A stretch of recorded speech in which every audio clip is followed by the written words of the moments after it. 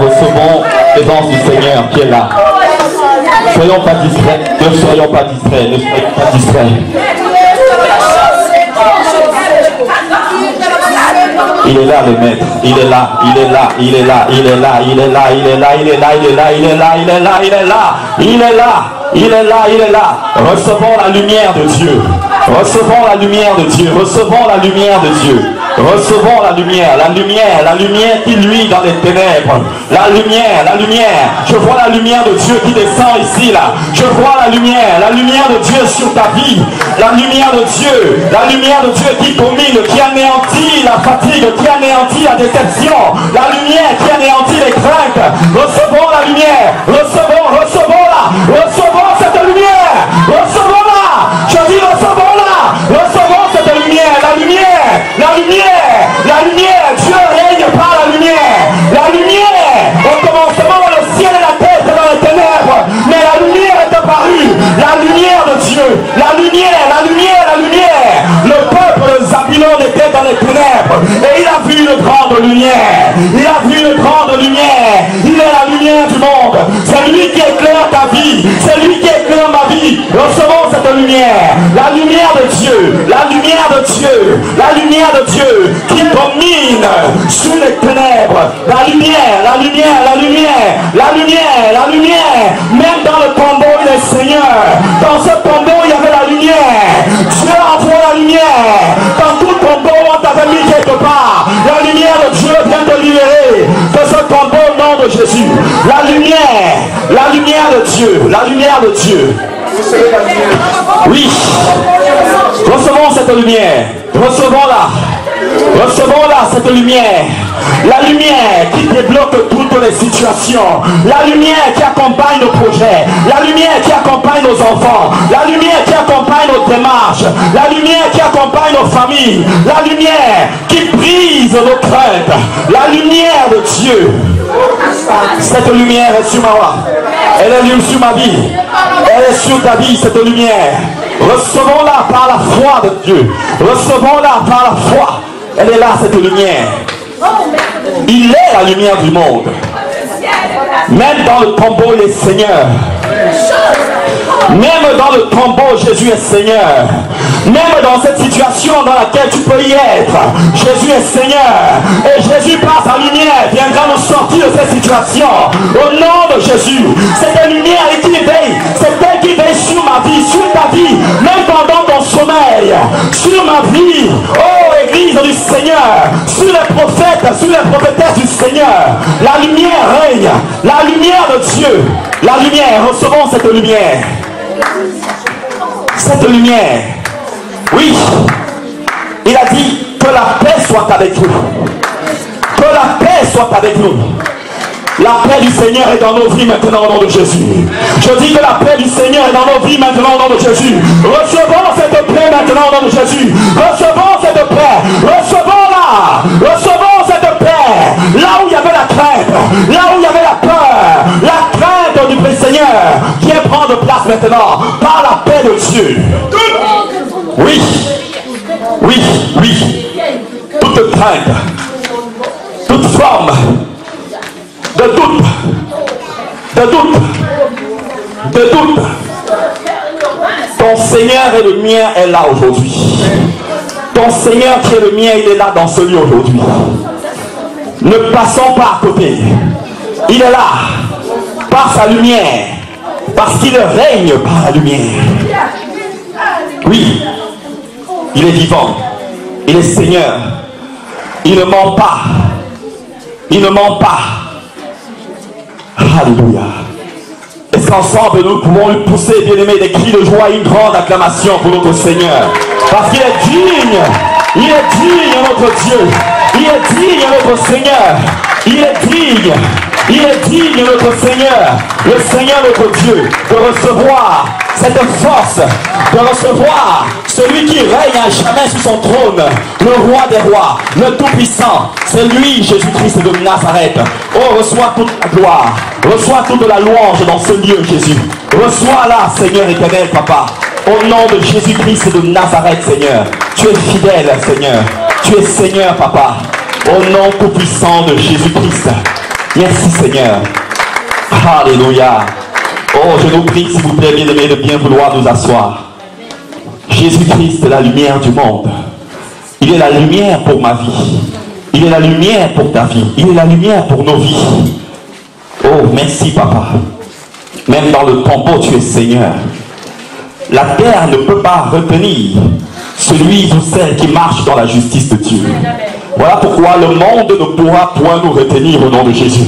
Si nous demeurons dans la crainte de Dieu, dans l'amour de Dieu, dans le respect de Dieu, le monde ne pourra pas nous retenir.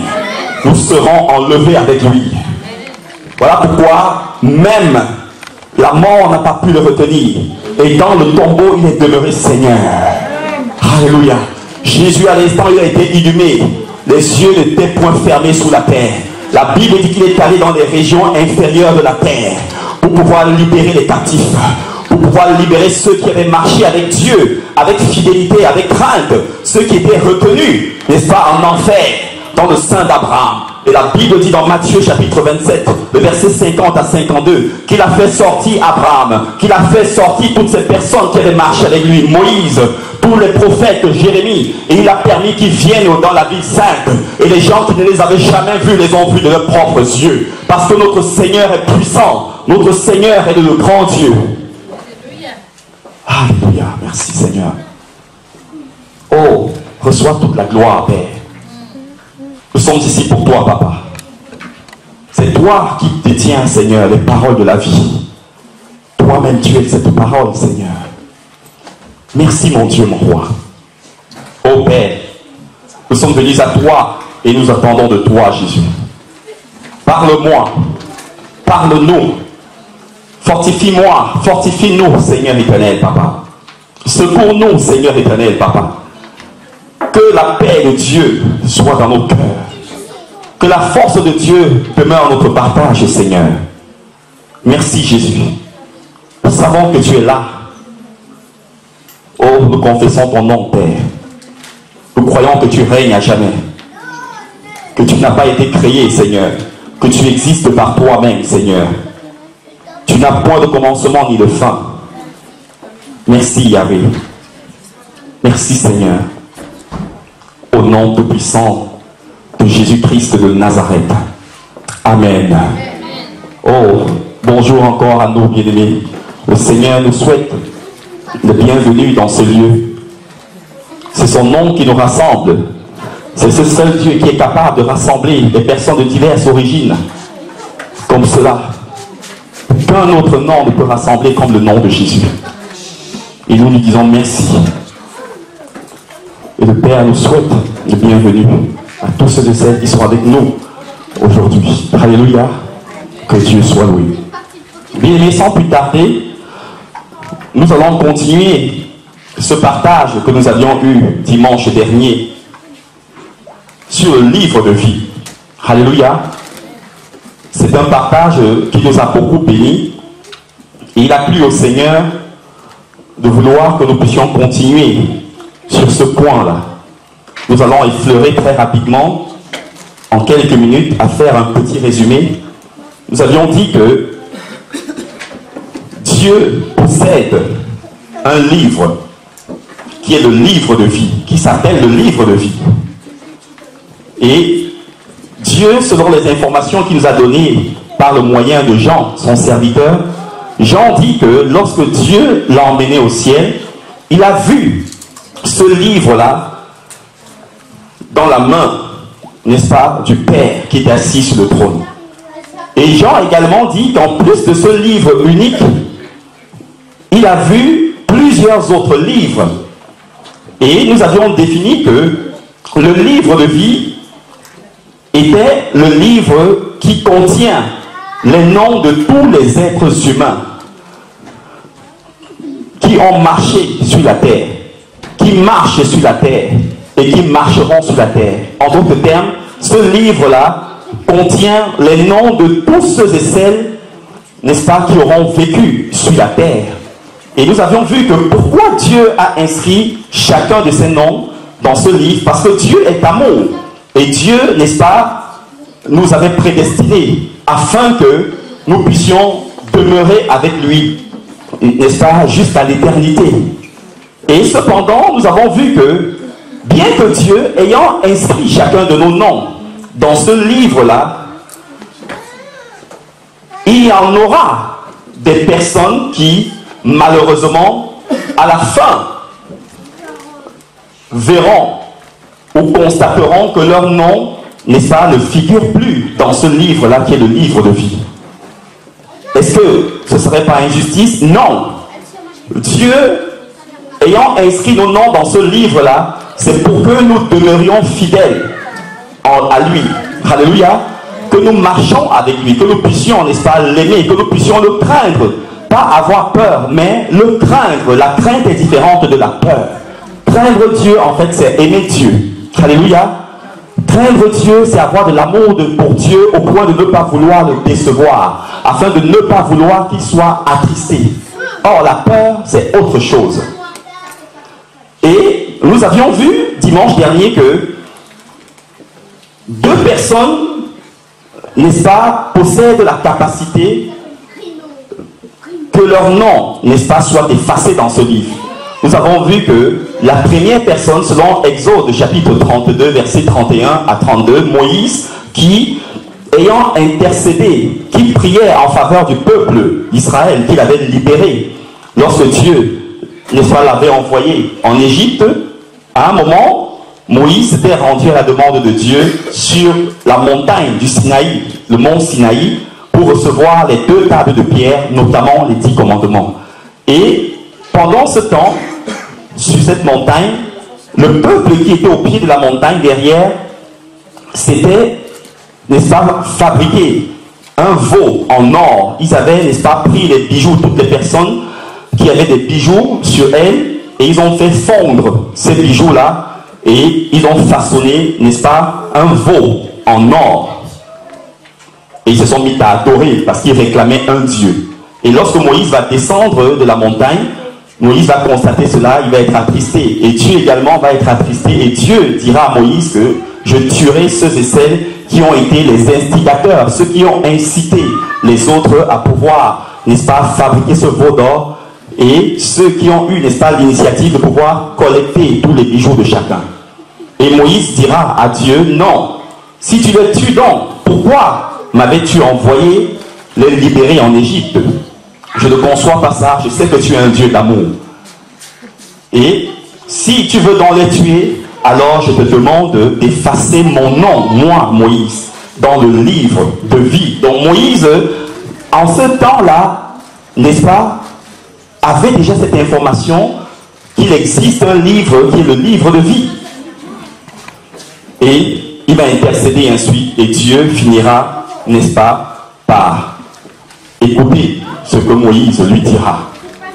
Et ce qui va se passer, c'est que nous avons vu que dans Apocalypse chapitre 20, les 5 derniers versets nous disent que Jean dit, toutes les personnes dont les noms figurent dans ce livre-là, nous avions vu que le jour où nous sommes arrivés physiquement dans le monde, c'est-à-dire le jour où on nous a donné naissance, notre maman nous a donné naissance, nos noms figuraient toujours dans ce livre-là.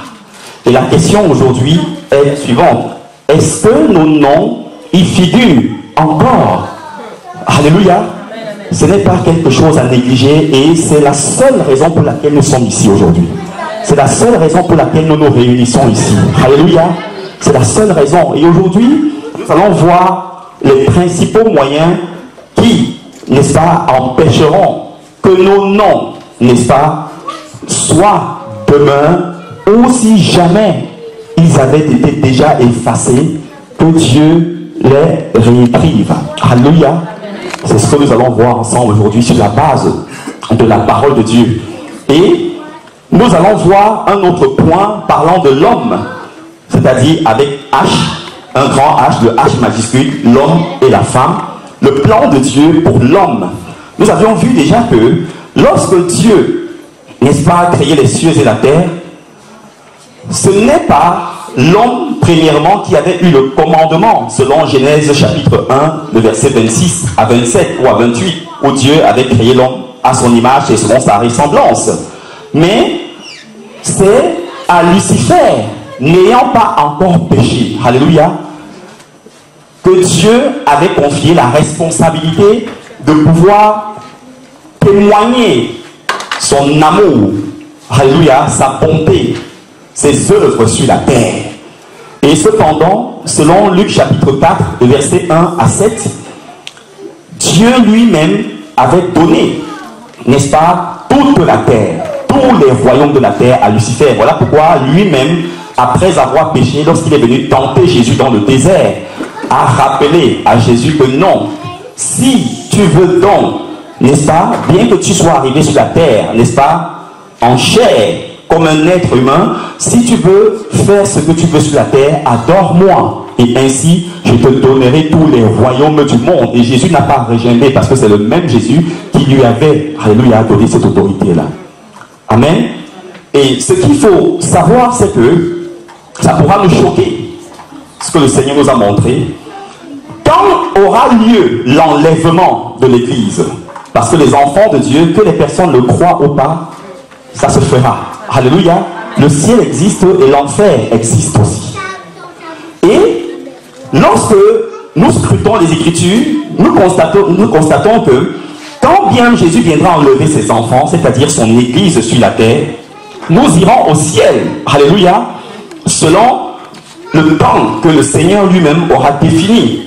Et après ce temps-là, où, n'est-ce pas, se dérouleront le mariage, les noces de l'agneau entre Jésus qui est l'époux et ses enfants qui, n'est-ce pas, sont, n'est-ce pas, l'épouse ou qui est. Alléluia, parce qu'il n'y a pas plusieurs, c'est une épouse. Alléluia, un seul. Et Après ce temps-là, Jésus redescendra avec nous sur la terre, comme nous le savons, pour le règne de 1000 ans. Alléluia.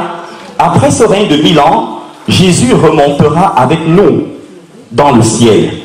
Mais ce qu'il faut savoir, c'est que nous ne demeurerons pas dans le ciel à toujours. Alléluia. C'est-à-dire qu'après le jugement dernier, une fois que Dieu aura tout jugé, il aura envoyé, jeté dans le lac de feu tous ceux dont les noms ne seront pas retrouvés dans le livre de vie. Nous resterons un temps encore bien défini par Dieu. Et notre finalité sera de nouveau sur la terre. On va redescendre sur la terre. Alléluia. Pourquoi? Parce que la nouvelle Jérusalem, c'est le nouveau ciel et la nouvelle terre. Alléluia. Avant que la nouvelle Jérusalem ne descende, nous avons vu que Dieu détruira la terre actuelle et le ciel actuel. Alléluia. Et en fait, le paradis là, en fait, sera sur la terre. Donc nous allons rester au ciel, après nous allons redescendre sur la terre pour toujours. Nous allons appuyer cela avec des textes. Amen. Nous allons descendre pour toujours. Le livre de vie. La deuxième partie. Nous allons lire, premièrement, un texte, s'il vous plaît, bien-aimés, dans le livre d'Apocalypse, au chapitre 3. Merci Seigneur pour son amour pour lui que nous avons. Merci Seigneur pour l'amour, pour sa parole dont nous avons. Tu es vivant Seigneur. Tu es Seigneur, tu es Sauveur. Et nous te disons merci pour tout ce que tu fais pour chacun de nous ici. Apocalypse, le chapitre 3. Nous allons lire le verset 20. Apocalypse, le chapitre 3, le verset 20.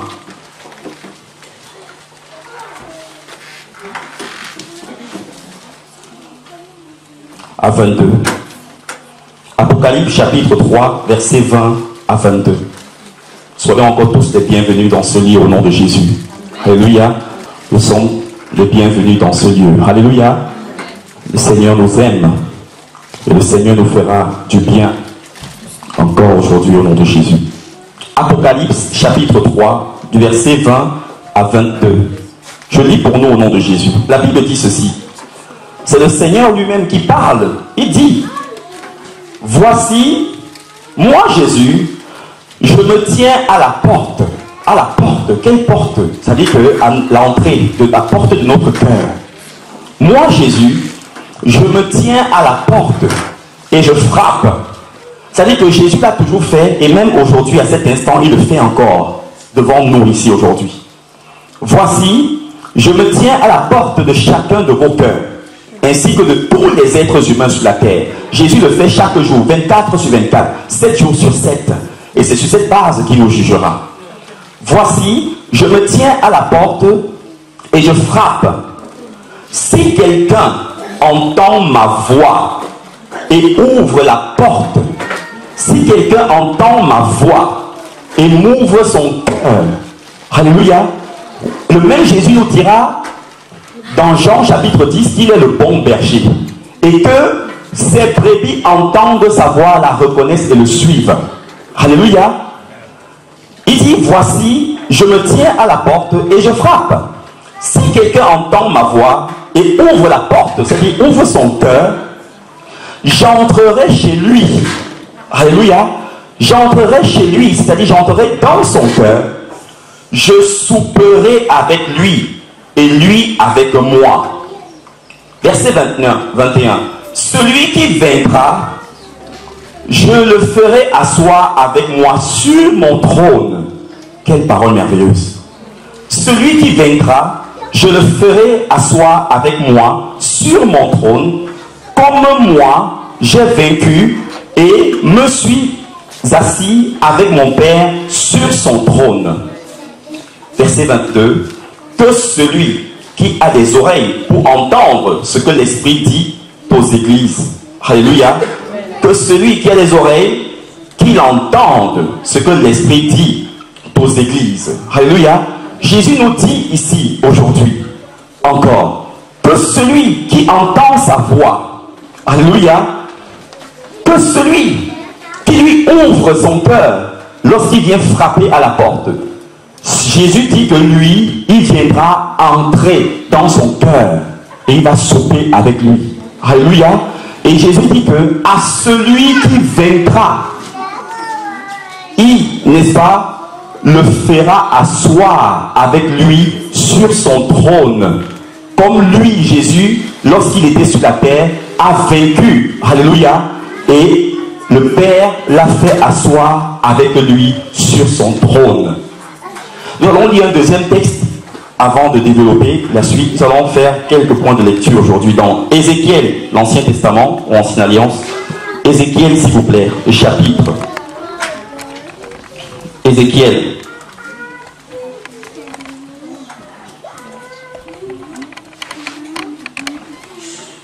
Ézéchiel. Le livre de vie. Ézéchiel, le chapitre 18, s'il vous plaît. Ézéchiel.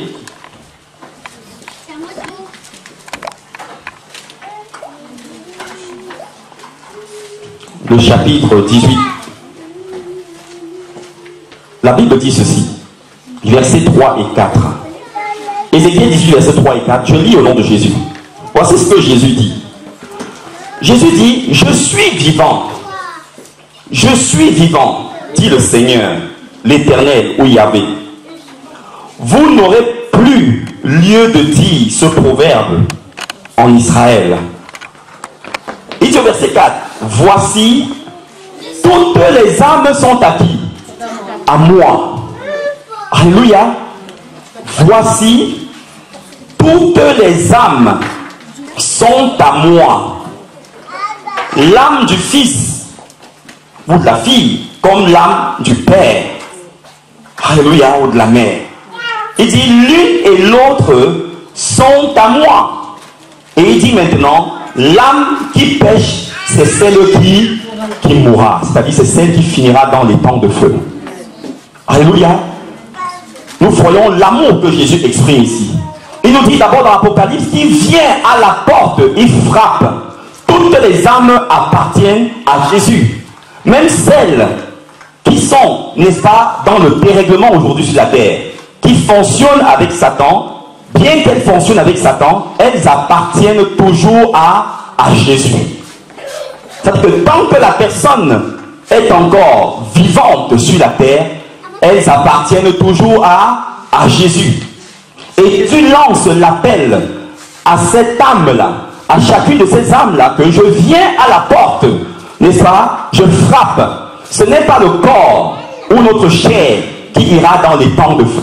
Ce n'est pas notre esprit qui ira dans les temps de feu, mais c'est notre âme.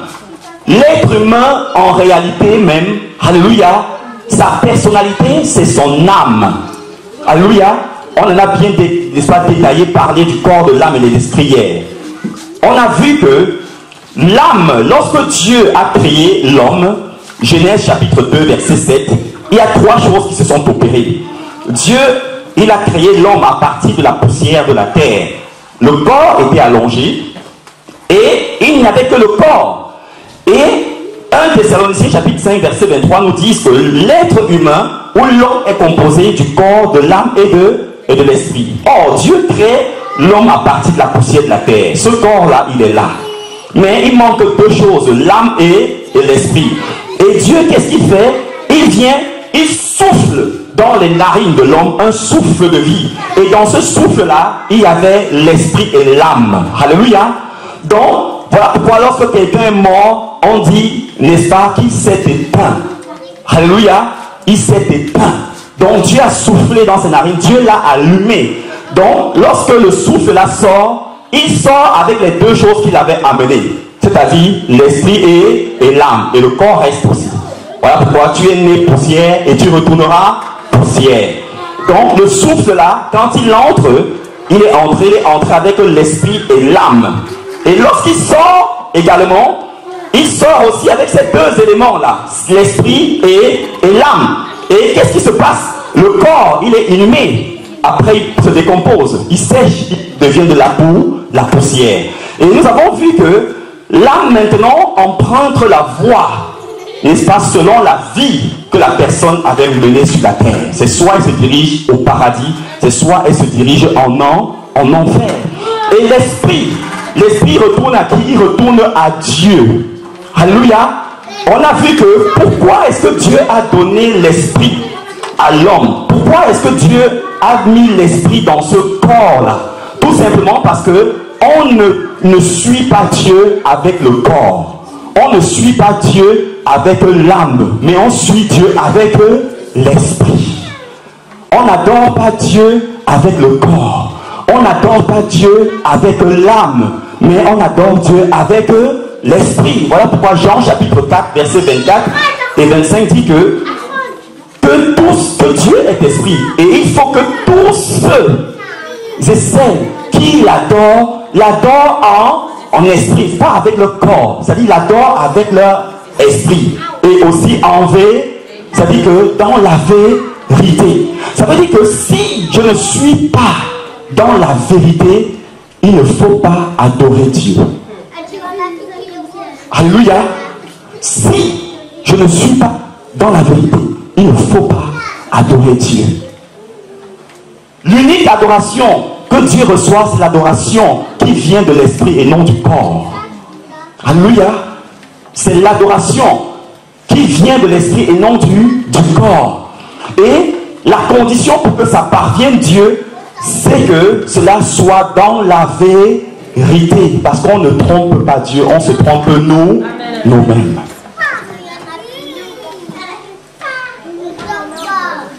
Et Jésus nous dit ici, je suis vivant, toutes les âmes sont à moi. Toutes les âmes sont à moi. Première condition, quel est le moyen, en d'autres termes, qui pourra faire en sorte que, si jamais nos noms étaient effacés, soient retrouvés dans le livre de vie? Alléluia. Quels sont les moyens? Le premier moyen, la première condition, c'est ce qui représente l'expression de Dieu lui-même, l'amour. Alléluia. Donc, on va aller très rapidement dans le livre, dans les évangiles.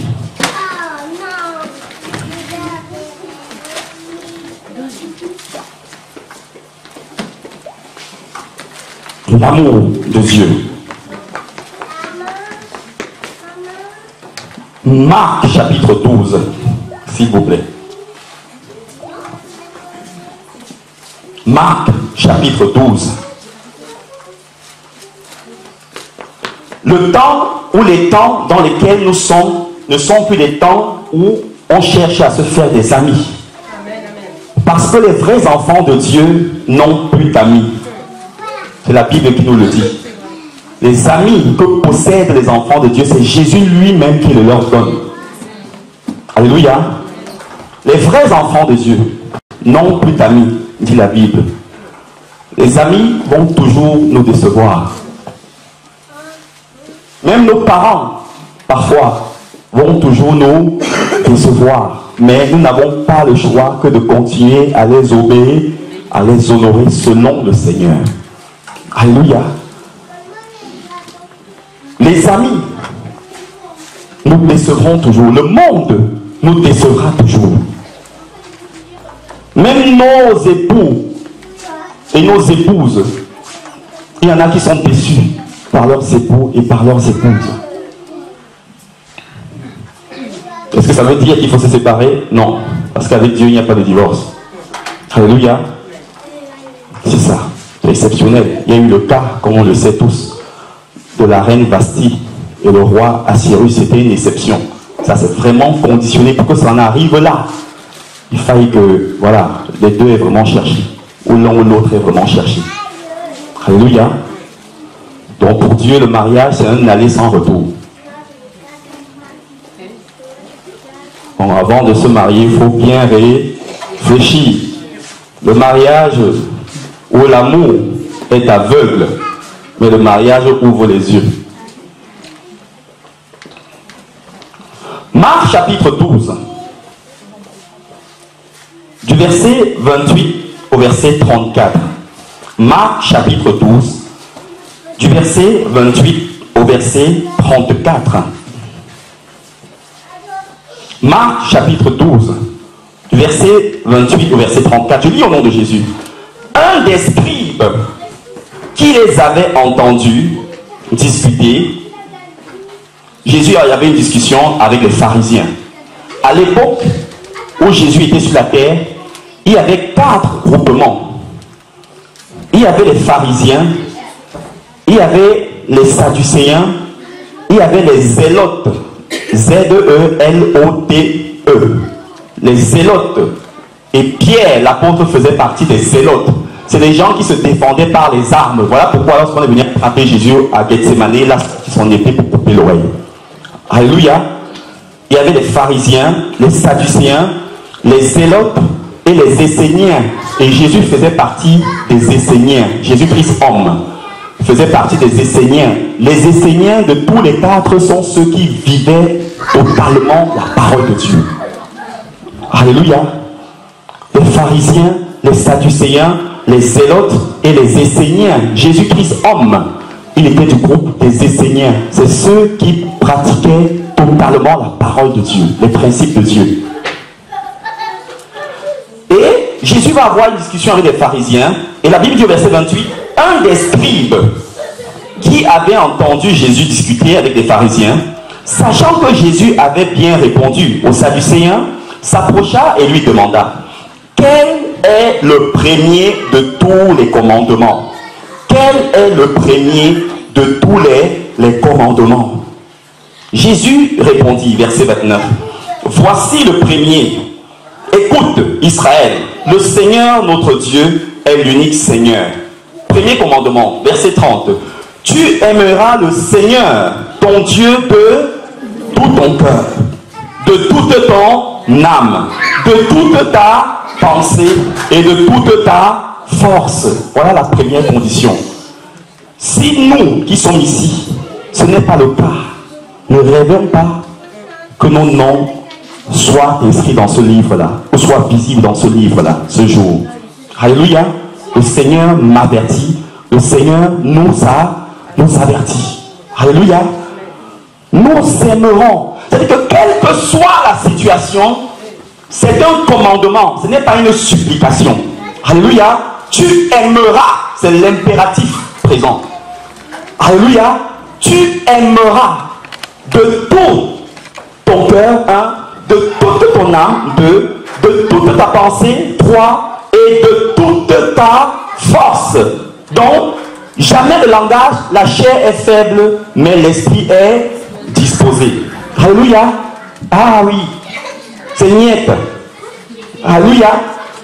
Et voilà la première condition. Si c'est le cas pour nous ici, merci Seigneur. Si c'est le cas pour moi, merci Seigneur. Mes amis, devant le jugement dernier, les gens vont voir des choses qu'ils ne peuvent pas voir. Les gens vont se voir aspirés par des forces invisibles. Une force invisible, j'ai eu l'occasion de voir ça en 2006, une seule fois. Aspirés, comme ça là, dans le lac de feu, les dents. Aspirés, ils pourront crier mais rien ne se fera. Aspirés par une force qu'ils ne voient point. Aspirés pour être emmenés. Et il n'y aura point de langage. Le jour du jugement dernier, quand on dit que quiconque rendra compte, il n'y aura pas d'échange. Ce sera, le nom est inscrit dans le livre de vie. Ça y est, passe de ce côté-ci là. Le nom n'est pas inscrit, ce sera devant un ange. Le Seigneur sera sur son trône. Et cet ange-là ne sera pas là pour badiner. Alléluia. Il ouvrira devant tout un chacun. Est-ce que le nom figure dans le livre? Il est là. Gloire à Dieu. Il n'est pas là. Allez, tout de suite, on met sur le côté. Afin d'aller maintenant dans les autres livres. Afin de chercher maintenant dans les autres livres, le livre sur lequel son nom est marqué, pour qu'on ouvre maintenant et on lise la raison ou les raisons pour lesquelles le nom a été effacé dans le livre de vie. Certains, ce sera juste à cause de l'amertume. D'autres, ce sera peut-être à cause du manque de pardon. Certains, ce sera peut-être à cause de la jalousie. D'autres, ce sera peut-être à cause du péché sexuel. Et toutes les raisons que nous pouvons imaginer.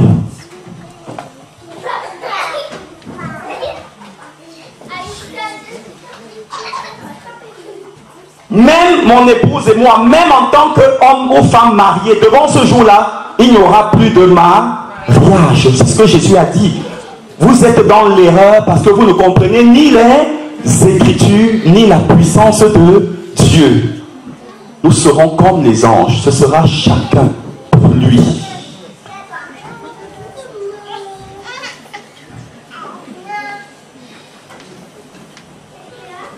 Pour qui cherchons encore à plaire pendant notre vivant sur la terre?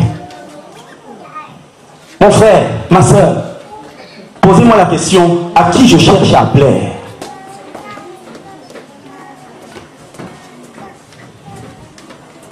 Même lorsque j'ai des pensées charnelles, c'est écrit dans ce livre-là.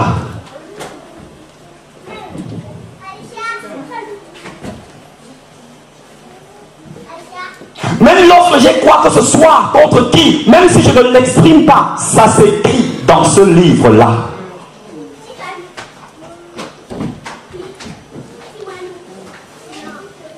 Ça va être terrible, mes amis. Rien que cette information-là me fait craindre Dieu 24 sur 24.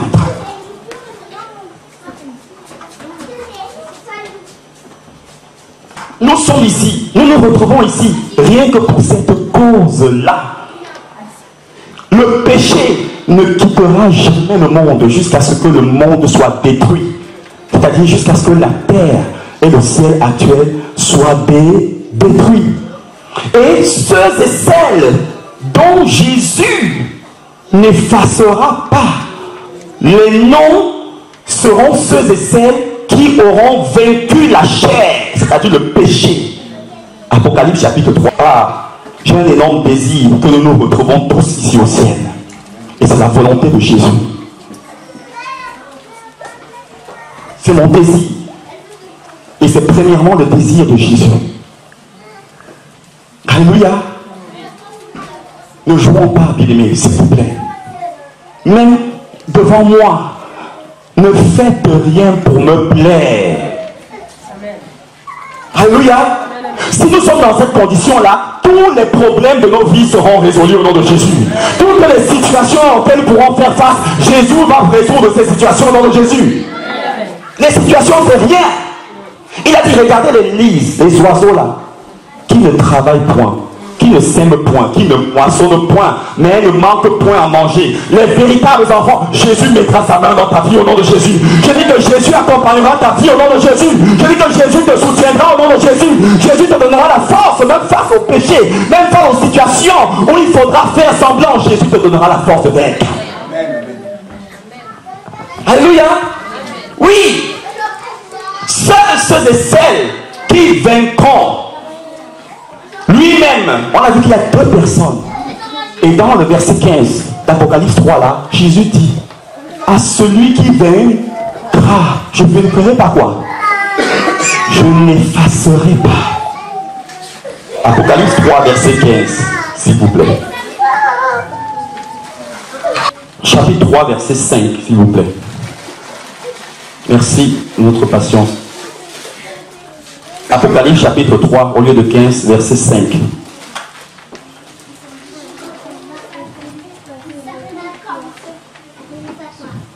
Apocalypse chapitre 3 verset 5. Je lis au nom de Jésus. Celui ou celle qui vaincra quoi? Le monde. Et Apocalypse 1 Jean chapitre 5 verset 19 nous dit que le monde entier est sous la puissance du diable. À celui qui vaincra, en d'autres termes, le péché. Le péché. Celui qui vaincra, tous ceux et celles qui ne vaincront pas peuvent éviter de rêver. Alléluia. Nous sommes ici pour une question de vie ou de mort éternelle. L'humanité tout entière, au lieu de préparer leur retraite physique, devrait préparer leur retraite spirituelle. Alléluia. Ce n'est plus le moment de préparer sa retraite. Combien d'années j'ai travaillé? Est-ce qu'il s'agit de ne plus travailler? Non. Jésus a dit que celui qui ne travaille pas ne mange pas. Alléluia. Jésus veut qu'on travaille. Mais au lieu de préparer cette retraite terrestre-là, c'est la retraite de nos âmes que nous devrions préparer.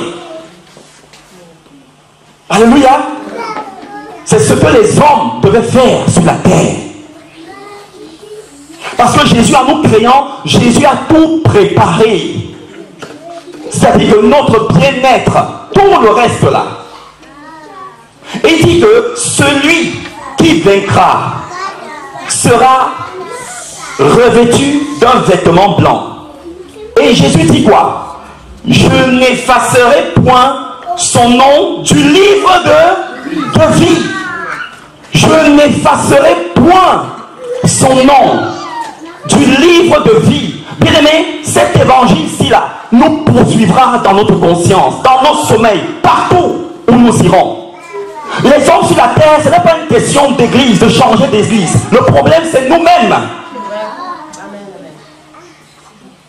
Alléluia. Ça nous poursuivra. Parce que la Bible dit que Dieu a mis en l'homme la pensée de l'éternité. Ça nous poursuivra, que nous le voulions ou non. Ça nous poursuivra. Au lieu de nous attarder sur les situations là, suivons Jésus et Jésus va s'en charger du reste. C'est ça. Il dit, je lève les yeux vers les montagnes. D'où me viendra le secours? Le secours me vient de l'Éternel. Le secours de Dieu accompagnera ta vie au nom de Jésus. Je dis, le secours de Dieu accompagnera ta vie au nom de Jésus. Parce que tu cherches Jésus, ce secours t'accompagnera au nom de Jésus. Parce que tu cherches Jésus, ce secours sera dans tes projets au nom de Jésus. Parce que tu cherches Jésus, ce secours sera dans la vie de tes enfants au nom de Jésus. Parce que tu cherches Jésus, ce secours sera dans ta famille au nom de Jésus. Parce que tu cherches Jésus, ce secours sera dans tes démarches au nom de Jésus. Parce que tu cherches Jésus, ce secours accompagnera ta vie professionnelle au nom de Jésus. Voilà la vérité de l'évangile. David a dit, je n'ai jamais, l'homme selon le cœur de Dieu, vu un juste mendier errer. Pourquoi les enfants de Dieu dans les églises errent? Nous voyons des personnes, ces enfants de Dieu, qui sont à un stade même de mendicité. C'est une malédiction. Il y a un problème. Alléluia. La Bible ne ment pas. Votre Dieu, qui est le mien, il est vrai.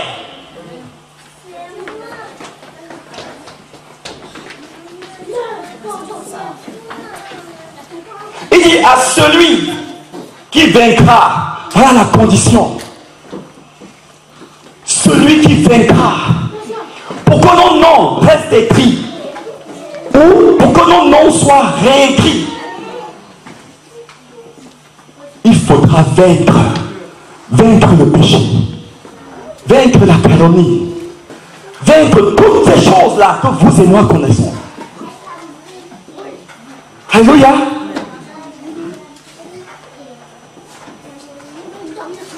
À chaque fois que je suis jaloux de ma soeur, Jésus voit et c'est écrit dans le petit livre. À chaque fois que je convoite des filles dans la rue, elles passent, dès qu'on se croise, je me retourne, je regarde derrière. Jésus le prie dans le livre de vie. Nous pouvons rire. J'ai vu un homme en 2006 dont Jésus m'a fait voir, à cause de la convoitise, son œil a gonflé, c'était devenu comme un sac de 50 kilos. Il le portait comme ça là, en enfer, il portait son œil. Nous pouvons rire. À cause de la convoitise de la chair, du péché sexuel. Lorsque je prends mon téléphone, je chatte, j'envoie des SMS amoureux là. Je viens m'asseoir à l'église, je fais semblant. Nous croyons que Jésus c'est un petit garçon avec qui on va se servir de son nom pour jouer là. C'est écrit là-dedans. Nous aurons du mal encore à prendre nos téléphones. Vous dites, tu as vu quelqu'un comme ça, comme ça.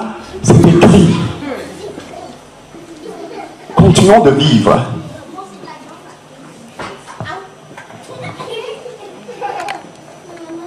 Jésus, comme on l'a dit, ça peut nous choquer, est un homme d'affaires. Jésus ne badine pas, mes amis. C'est quelqu'un qui est venu mourir. Il a versé son sang.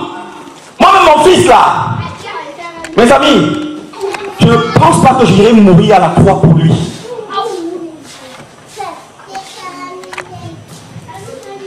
Abraham a eu confiance à Dieu que s'il égorgeait Isaac, s'il le sacrifiait, Dieu devait le ressusciter. Mais si Dieu demandait de mourir pour lui, il devait refuser. Sinon la Bible est fausse. Voilà pourquoi on dit que c'était le seul, lui, Jésus, qui était capable de venir mourir pour nous.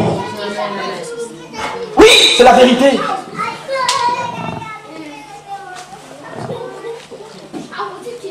Est-ce le même Dieu, créateur, que les enfants de Dieu cherchent? Il a envie de pousser à notre place. Jésus ne badine pas, mes amis. Jésus ne badine pas. Quelqu'un est endetté de 50 000 euros. Vous avez vos économies. Vous prenez, parce que les huissiers sont à la maison pour tout saisir. Il doit se retrouver à la rue. Vous prenez votre argent, vos économies, 50 000 euros. Vous allez payer cette dette-là. Et demain, la personne se permet encore d'aller contracter des prêts pour encore être endetté. Quelle sera notre réaction?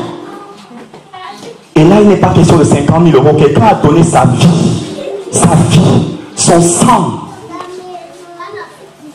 Son sang, mes amis. Le sang des boucs, des agneaux, ne pouvait pas faire quelque chose. Parce que ces agneaux-là étaient dans le jardin d'Éden avec Adam et Ève. Et ce péché a s'est répercuté sur eux.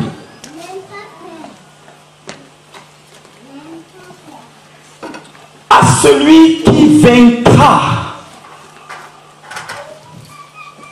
Ce n'est plus le moment de chercher une église. Quelle église est bonne? Que nous partions d'une église, nous serons obligés d'aller dans une autre église. C'est biblique, c'est obligatoire. On a eu ça dans l'enseignement sur les dons et les appels, avec des textes à l'appui. Mon ennemi, c'est moi-même. C'est mon âme. Le frère l'a encore spécifié hier. C'est mon âme. C'est dans l'âme qu'on trouve les rancœurs. C'est dans l'âme qu'on trouve la joie, la haine, la bonté. Ce n'est pas dans le corps, ce n'est pas dans l'esprit. L'esprit, c'est un prêt que Dieu nous a accordé afin qu'on puisse, n'est-ce pas, avoir la conscience de lui, de Dieu, comme on a vu dans l'enseignement hier. Un, et de deux, pour qu'on puisse communiquer avec lui.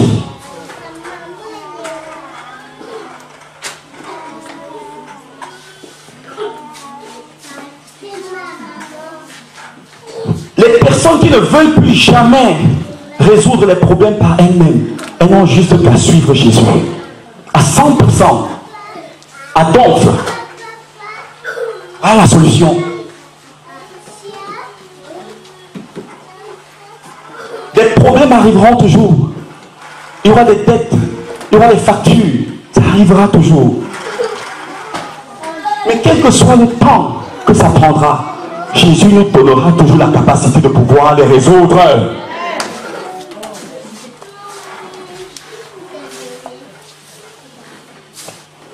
Travaillons pour nos âmes, mes amis. Quel est mon poids devant Dieu? Quel est notre poids devant Dieu? Sommes-nous légers ou nous pesons dans la balance? Jésus a une balance, nous dit la Bible. Jésus a une balance. Le bruit que je fais là, est-ce que si Dieu me porte, il me pose sur sa balance, je vais peser lourd, ou je serai léger? Parce que si je fais du bruit et que lorsqu'il me prend, il me pose et je suis léger, je vais le payer cher. Et c'est ce qu'un homme a eu le malheur de faire dans la Bible. Daniel chapitre 5. S'il vous plaît. Daniel.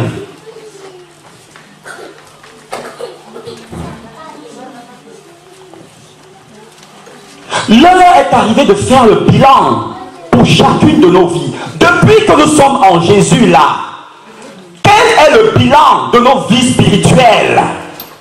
Depuis que nous sommes en Jésus, quel est le bilan?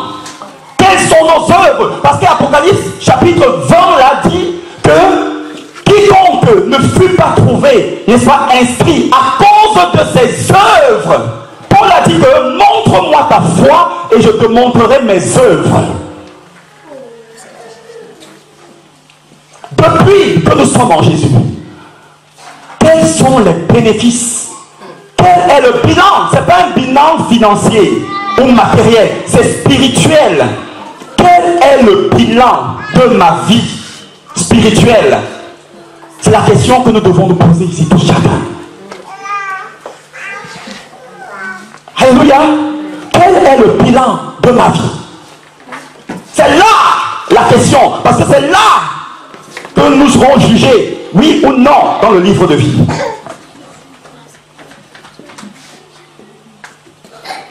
En qui cherches-tu ton refuge? Est-ce auprès de Pharaon? Pharaon est un homme. Pharaon est un homme. Nous dit Ésaïe chapitre 30.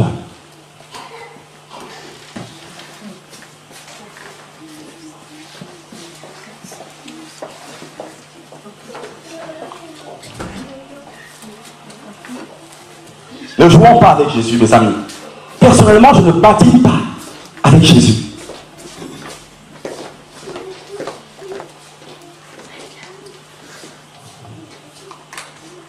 Daniel chapitre 5. La Bible dit ceci. À partir du verset 16, à la maison, nous pourrons lire à partir du verset 10.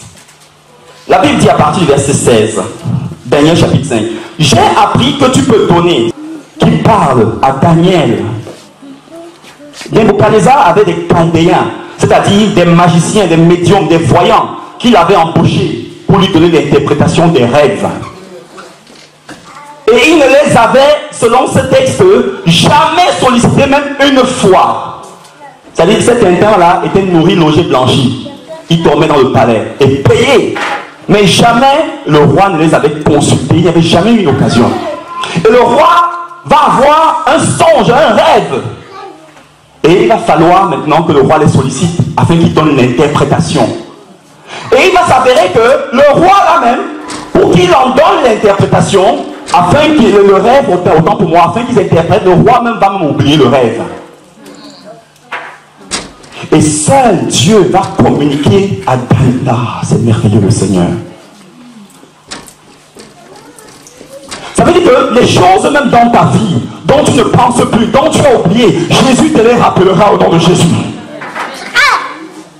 Daniel va le lui rappeler. Avant de lui en donner maintenant l'interprétation. Et il va dire ceci, avant cela.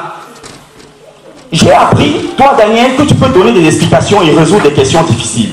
Maintenant, si tu peux lire cette écriture et m'en donner l'explication, tu seras revêtu de pourpre, tu porteras un collier d'or à ton cou et tu auras la 3e place dans le gouvernement du royaume. Daniel, verset 17, répondit en présence du roi, garde tes dents. Hey, est-ce que les hommes font encore ça aujourd'hui? Un pasteur, un apôtre à qui on vient donner de l'argent comme ça, que vient interprète, il va te dire que tu es béni, il va prendre mais dans sa poche. Daniel a dit, afin de rendre la gloire à Dieu, qu'il lui avait donné le rêve et l'explication. Va dire au roi, garde, verset 17, tes dons et accorde un autre tes présents. Donne-le à quelqu'un d'autre. Je lirai néanmoins l'écriture au roi et je lui en donnerai l'explication. Verset 18, au roi, le Dieu suprême avait donné à Nebuchadnezzar, ton père, l'empire, la grandeur, la gloire et la magnificence. Et à cause de la grandeur qu'il lui avait donnée, tous les peuples, les nations, les hommes de toute langue étaient dans la crainte et tremblaient devant lui. Le roi faisait mourir ceux qui le voulaient. Il abusait de son autorité. Il élevait ceux qui le voulaient. Il abaissait ceux qui le voulaient. Mais lorsque son cœur s'éleva et que son esprit s'endurcit jusqu'à l'arrogance, il fut précipité de son trône royal et dépouillé de sa gloire. Il fut chassé du milieu des enfants des hommes. Son cœur devint semblable à celui des bêtes. Et sa demeure fut avec les ânes sauvages. Et on lui donna comme au bœuf de l'herbe à manger. Et son corps fut trempé de la rosée du ciel, jusqu'à ce qu'il reconnaisse que le Dieu suprême domine sur le règne des hommes et qu'il le donne à qui il lui plaît. Verset 22. Et toi, Belthazar, son fils, tu n'as pas humilié ton cœur, quoique tu saches toutes ces choses. Tu t'es élevé contre le Seigneur des cieux. Les vases de sa maison ont été apportés devant toi et vous vous en êtes servis pour boire du vin. Les vases qui étaient servis pour le sacrifice pour Dieu. Toi et tes grands, tes femmes et tes concubines, tu as loué, dans le verset 23, les dieux d'argent, d'or, d'airain, de fer, de bois et de pierre, qui ne voient point, qui n'entendent point et qui ne savent rien. Et tu n'as pas glorifié le Dieu qui a fait dans sa main le souffle, ton souffle et toutes ses voix. Verset 24. C'est pourquoi il a envoyé cette extrémité de ta main qui a tracé cette écriture. Voici, verset 25, l'écriture qui a été tracée, comptée, pesée et divisée. Et voici l'explication de ces mots. Comptée, Dieu a compté ton règne et y a mis fin. Pesé, tu as été pesé où? Dans la balance, et tu as été trouvé léger. Quel est notre poids dans la balance de Dieu?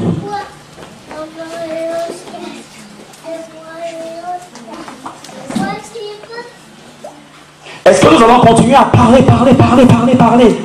devant Dieu, devant les hommes, et être légers?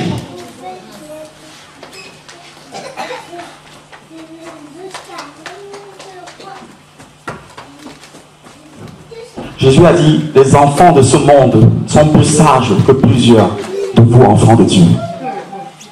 Et à celui à qui on aura beaucoup donné, il lui sera beaucoup demandé. Moi, nous qui écoutons cet évangile ici-là, nous allons le payer cher devant Jésus. Le rôle d'une église, c'est quoi? Ce n'est pas de remplir les chaises. Ce n'est pas l'évangile. Ce n'est pas de remplir, c'est de préparer les âmes des brebis du Seigneur pour le royaume. Ce n'est pas de remplir les chaises. Et c'est nous qui tordons les serviteurs de Dieu à donner un autre évangile. C'est à un pasteur que nous voulons plaire? Non. Nous avons fini. Nous sommes une génération perverse et corrompue. Quelqu'un est encore sur le trône, crucifié, immolé, et on joue. Les amis, pour qui? Jésus a dit, répentez-vous, car le royaume des cieux est proche. Voilà l'unique évangile, mes amis, l'unique message. C'est ça. Quel est le bilan de ma vie depuis que je suis Jésus? Depuis que je fréquente les églises, quel est le bilan de ma vie spirituelle? Quel est le bilan? Parce que non, on dépend dans ce livre de vie-là, de ça, de nos œuvres. Quelles sont nos œuvres? Nous allons le payer cher. Je ne suis pas là pour remplir les chaises. Nous allons le payer cher devant Jésus. Ce jour-là, nous allons nous rendre compte que c'est un autre évangile que nous avait donné sur la terre. Parce que Jésus dira, où est ma parole? Il a dit dans Deutéronome 30, cette parole est tout près de toi, dans ta bouche et dans ton cœur, afin que tu la mettes en pratique. Paul dit Dans 2 Corinthiens chapitre 12, je connais un homme parlant de lui-même qui a été emmené dans le paradis et qui a vu des choses qui n'est pas permis à un homme d'expliquer. Et le Seigneur nous a amenés. Il dit, je connais un homme, il y a 14 ans. 2 Corinthiens 12, versets 1 à 2. Je connais un homme, il y a 14 ans. Et le Seigneur nous a amenés 14 ans en arrière, dans Actes des Apôtres, chapitre 9. Quand le Seigneur lui est apparu. Saul, pourquoi me persécutes-tu? On ne parle pas dans la Bible de la femme de Paul. Hein? Paul faisait partie du Sanhédrin. C'est-à-dire c'est un tribunal des anciens, des sages. Et tous ces gens-là étaient mariés.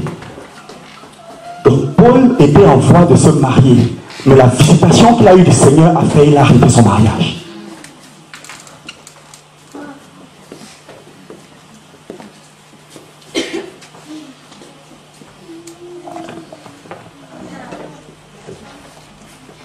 La Bible ne parle pas de la femme de Paul.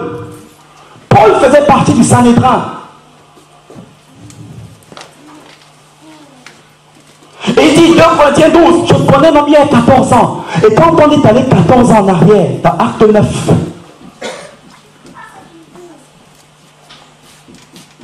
à cause de la rencontre, c'est là, ce jour-là, que le Seigneur l'a emmené dans le paradis. Et dans 2 Corinthiens 12, là, 14 ans après, qu'il a vu des choses qui ne lui est même pas permis de parler. Et à cause de ça, Paul a arrêté son mariage. Il a choisi de vivre seul maintenant. Est-ce que nous comprenons ça?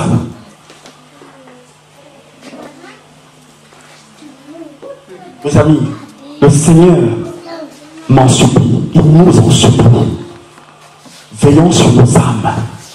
Le quotidien, les situations du quotidien, c'est rien. Plusieurs de ceux qui sont dans les cathédrales, dans les chapelles catholiques là, seront sauvés. Parce qu'il y en a plusieurs là-bas qui cherchent Jésus. Et Jésus les sortira de là. Ça revient à la parabole des invités aux noces qui étaient prévues pour les noces. Mais ils sont arrivés, ça veut dire qu'ils l'ont refusé à l'invitation. Et le maître a demandé aux invités, allez dehors dans les carrefours et prenez tous ceux que vous allez trouver là et emmenez-les. C'est ça. Plusieurs de ceux qui prient là comme ça, là, la tête en bas, plusieurs de ceux-là seront sauvés, mes amis, à la dernière minute.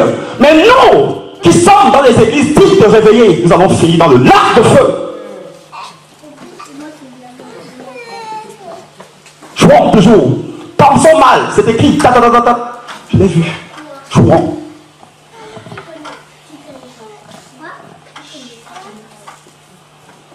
Ah non, tu vas encore à l'église catholique? Toi, tu es dans l'église pentecôtiste ou comment là? Ta vie est comment? C'est comment? C'est comment?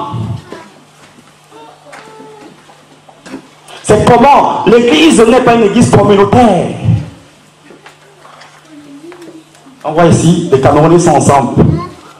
Les Éthiopiens sont ensemble. Et vous venez jouer dans l'église de Jésus. Vous allez recevoir la chicotte ici. Et vous saurez que Dieu est celui qui est élevé ici. Un frère arrive, une soeur arrive. Il est là, isolé, en son coin. Et on dit au Seigneur, on coupe les larmes. On est incapable d'aller vers ce frère ou cette soeur. Ma soeur, ça va? Et on suit Jésus. Ce n'est pas le même Jésus de la Bible.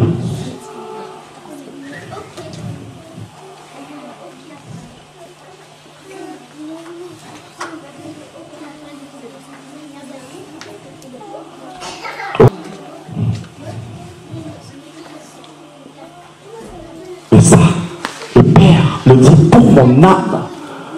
Dans 1 Corinthiens 1, Timothée 4. Travaille en préservant toi-même ton âme. Beaucoup de responsables, en voulant faire ce travail-là, ont perdu leurs âmes. Il y a beaucoup de pasteurs en enfer. Il y a des pasteurs, même si Jésus vient ouvrir une église locale à côté de la sienne là, ils vont continuer d'enseigner dans leur église. C'est-à-dire que le bâtiment qui est à côté là, c'est une assemblée locale où Jésus est en train de prêcher la parole. Ils vont toujours rester là dans l'église pour enseigner. À cause de la gloire humaine, de se tenir devant les gens et de continuer les affaires.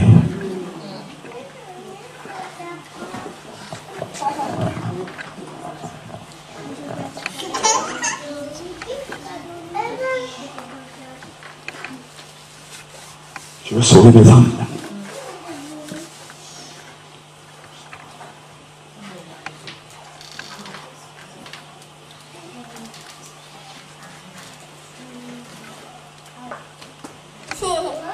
Première condition pour que nos noms demeurent inscrits, s'ils étaient encore. 1. Aimer le Seigneur de tout son cœur, de toute son âme, de tout son esprit, son âme, sa pensée, sa force.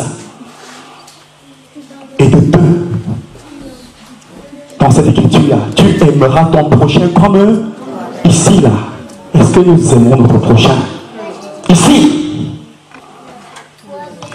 à la Vaillante, est-ce que nous tous ici, nous aimons nos prochains? Là, dans cette salle-là, nous serons surpris.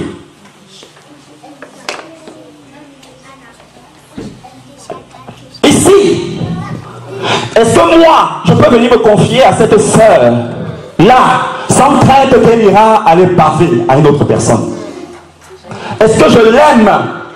Sorcier, sorcière, c'est dans les églises dites réveillées.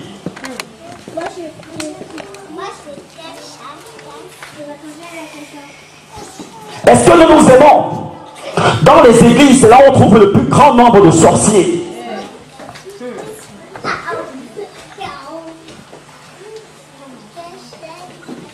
Ne jouons pas, mon ami. Ne jouons pas. Ne jouons pas. Parlons peu. Parlons selon ceux qui observent et parlent très peu. Première condition, aimer le Seigneur de tout son cœur, de toute son âme, de toute sa pensée, de toutes ses forces. 2. Aimer son prochain comme soi-même. Donc ce que je ne veux pas que l'on me fasse, je ne le fais pas à qui que ce soit. Alléluia. Sinon, ça ne sert à rien de prier. Ça ne sert à rien de venir dans une église. Alléluia. Ça ne sert à rien de prier et de venir dans une église. Nous perdons notre temps. Ce jour, l'être, l'esprit, l'âme de toute personne tremblera comme il n'a jamais tremblé. La Bible dit que Jésus, avant d'arriver sur la croix, cette épreuve a été difficile pour lui. Car la place de la sueur, c'est le sang qui sortait. Et ce sera plus que ça. Pour ceux-là qui seront aspirés par cette force. La Bible dit que la terre, la main fournira les morts. C'est une force qui va les aspirer.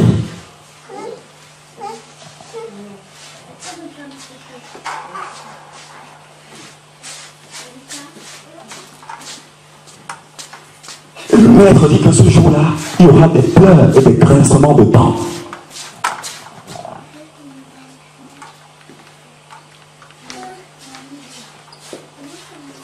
Jamais n'est ici pour moi. Jamais. Jamais.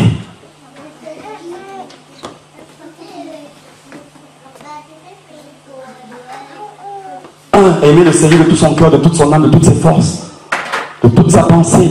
2. Aimer son prochain comme soi-même. 3. Apocalypse 3:5 là. À celui qui vaincra le péché. Qui vaincra. Tout comme Moïse, dans Exode 32, avait demandé, efface donc mon nom. Jésus dit, celui qui vaincra là, moi Jésus, je n'effacerai pas son nom. Dans le livre de vie. J'ai une bonne nouvelle pour nous ici. Si nous sommes dans cette disposition-là, nous n'avons rien à craindre. La paix du Seigneur demeure dans nos cœurs. Ça, c'est l'évangile du royaume. Il n'y a pas deux messages. C'est l'unique message. Ce n'est pas viens, tu seras béni. Ce n'est pas viens, je suis là, je croque les femmes, les maris des gens.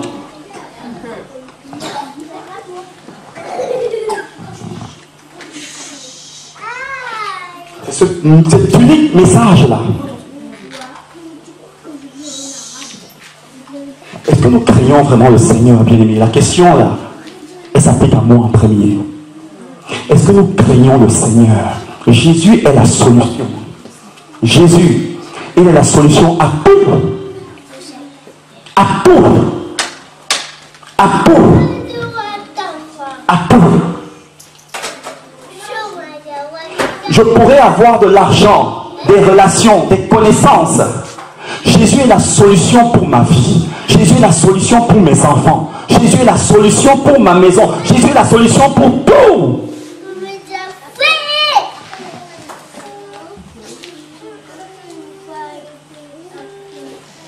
Jésus, il est la solution. Si nous suivons, craignons Jésus, tout le reste des choses que nous entreprenons, tout ça là, ne nous inquiétons point. Elles sont déjà résolues.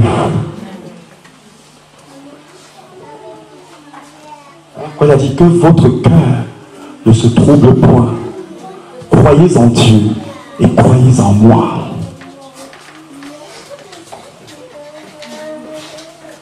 L'heure arrive où Jésus est en train de venir établir son règne sur la terre. Son règne, c'est la signification de Daniel chapitre 2. Cette pierre qui est sortie de là-haut, sans le secours d'aucune main, et qui est venue taper sur la statue, et la statue s'est dépiécée. Et la Bible dit que cette pierre-là, quand elle a tapé, elle est tombée par terre, elle a commencé à grandir. Elle a grandi, elle a grandi, elle est devenue une grande montagne, elle a rempli toute la terre. C'est le règne de 1000 ans. Jésus laisse les chefs d'État. Tous les pays de la terre sont actuellement dans une récession économique. Ils sont tous dans des problèmes. En France, c'est le cas. Partout. Et on cherche l'homme prodige. C'est-à-dire que, voilà, l'homme qui va sortir le monde de la solution. Et comme aux réunions de la CEDEAO, de la zone CEMAC, de l'Union européenne, des Nations Unies, quand il y a des projets qui sont votés, tous les chefs d'État ne sont pas tous d'accord. Il y en a qui sont d'accord, d'autres qui ne sont pas d'accord. Voilà pourquoi on nous prépare le nouvel ordre mondial, le président unique de toute la terre, qui arrive bientôt, l'Antichrist. Comme ça, il sera le président unique. C'est lui qui va tout mettre en place. On ne demandera plus à un autre chef d'État, est-ce que tu es d'accord pour ça? L'autre dit, ah oui, je ne suis pas prêt à ouvrir mes frontières en Europe. Non, oui, les Syriens là, tout ça, les réfugiés, comme ceci. L'autre dit, non, je vais ouvrir. Après demain, il retourne sa veste. Voilà pourquoi on nous prépare. Voilà, cet homme unique. Avec la monnaie unique. Plus de dollars, plus d'euros, plus de francs CFA. Mais maintenant, le Terra, la monnaie unique qui est déjà fabriquée, qui est en place et qui attend.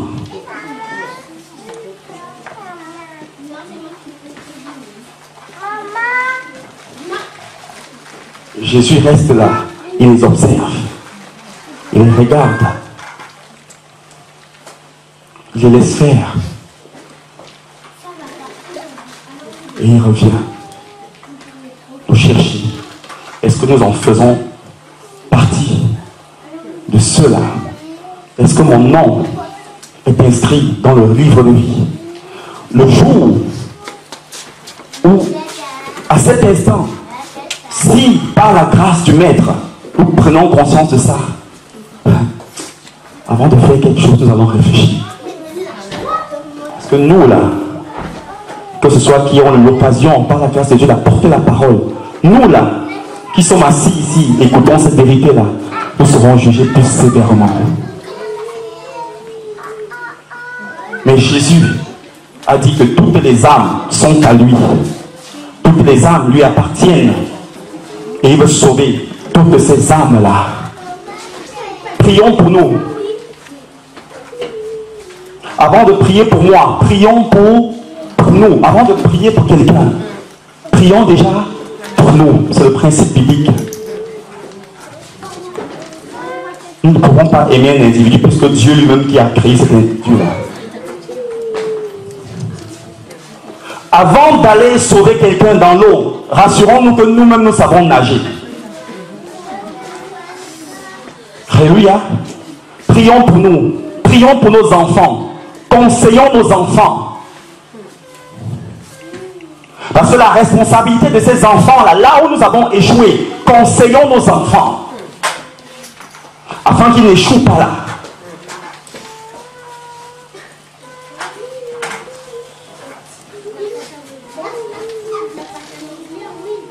Ça, c'est l'évangile.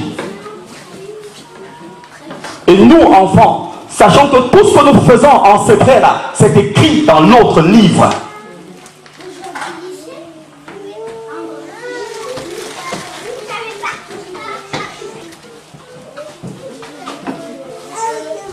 Alléluia. Que Dieu nous fortifie.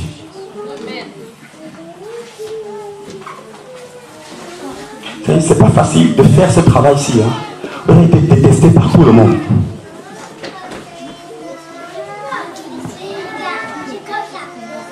Je le dis, pas déjà en pensant à tout cela, en pensant à moi-même, à mon âme. Et en second que tous ceux et celles qui sont dans cette salle-là arrivent, c'est d'abord mon âme à faire ce travail-là. C'est par rapport à ça que nous serons jugés. Nous serons jugés chacun ici par rapport à la responsabilité que Dieu lui a attribuée.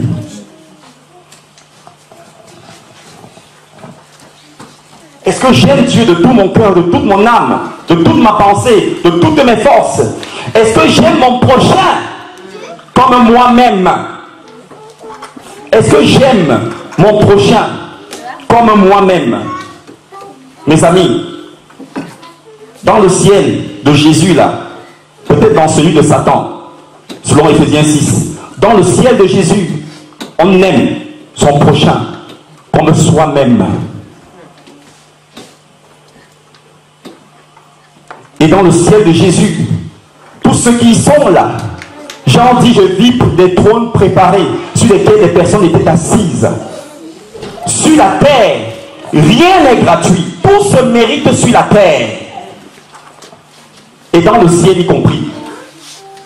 La grâce, le don parfait de Dieu, le salut, c'est gratuit. Mais il faut l'acquérir. Et là, ça demande un prix à payer. Ça demande un mérite. Rien n'est gratuit sur la terre. Nous n'avons pas réussi dans le monde. Réussissons avec Jésus. C'est l'école la plus facile. Et c'est cette école-là qui nous donne la force maintenant dans le monde où nous n'avions pas réussi. C'est l'unique école la plus facile.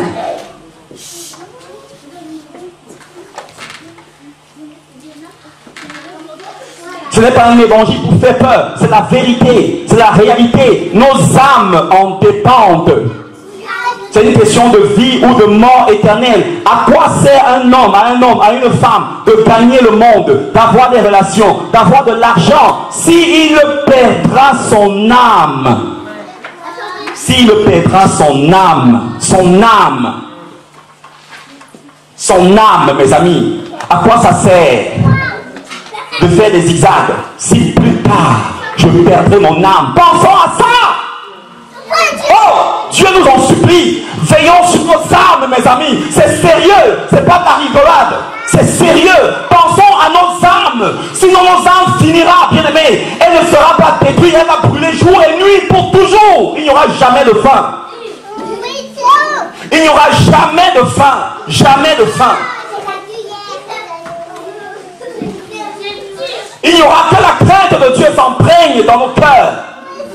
La crainte de Jésus qui est mort sur la croix, qui a versé son sang, qui a souffert, qui est resté pendant des heures sur la croix clouée. Et le même Jésus a dit aux disciples après la résurrection dans Luc 24, regardez mes mains, regardez mes pieds.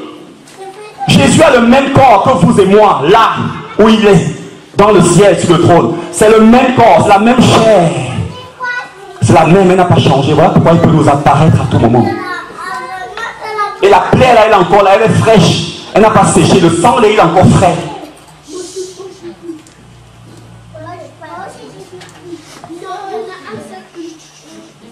Le reste des situations là, ça c'est rien. C'est rien. C'est nos âmes. Le royaume, mes amis.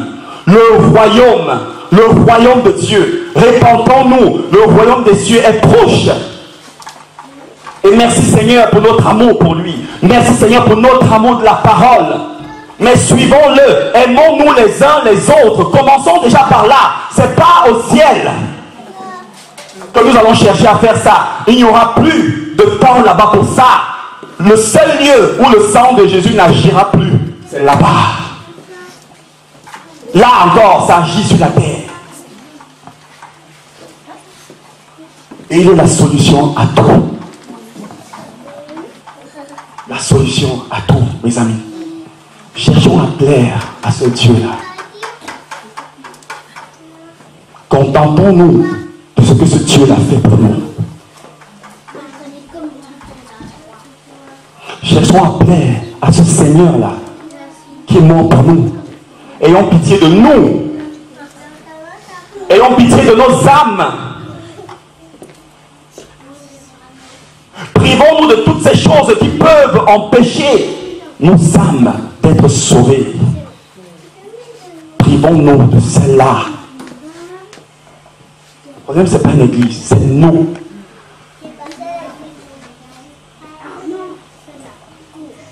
Et le rôle d'une église, ce n'est pas de remplir les chaises. Ce n'est pas biblique.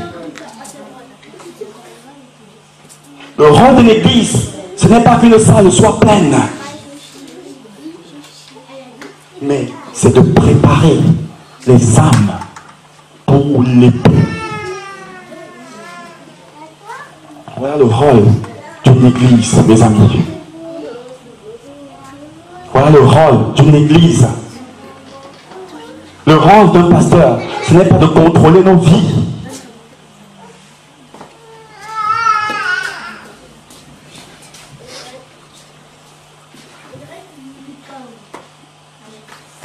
Jésus nous aime, mes amis.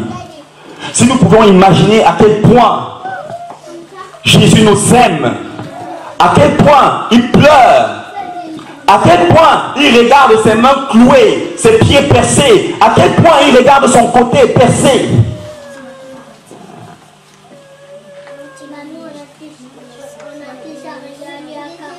Est-ce que pour nous, pour nous-mêmes, pour nos âmes, nous pourrions au moins prendre conscience de cela?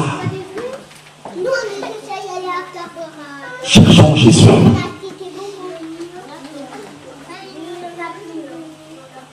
Cherchons Jésus. Cherchons Jésus. Le Seigneur veut le meilleur pour nous ici. Il veut le meilleur. Il veut que nous allions loin. Il veut le meilleur.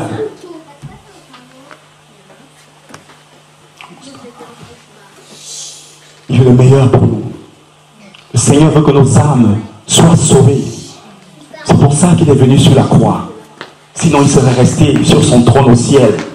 Le reste là, ça suivra. Ce n'est pas de la flatterie. Ce n'est pas une histoire. C'est la Bible. C'est le Dieu créateur lui-même qui l'a dit.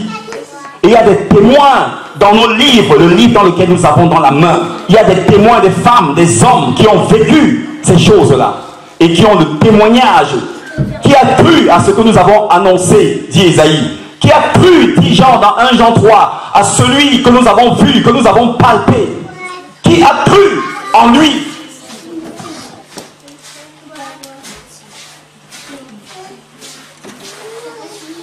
Oh mes amis, c'est pour notre salut.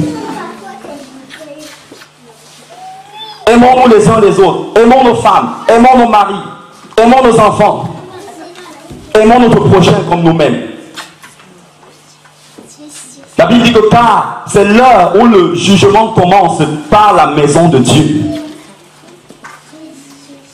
Bientôt les gens vont disparaître sur la terre, l'enlèvement. Les gens vont disparaître et personne ne saura que leurs proches, certains de leurs amis ont disparu. Parce que seuls les élus qui seront enlevés entendront le son de cette trompette.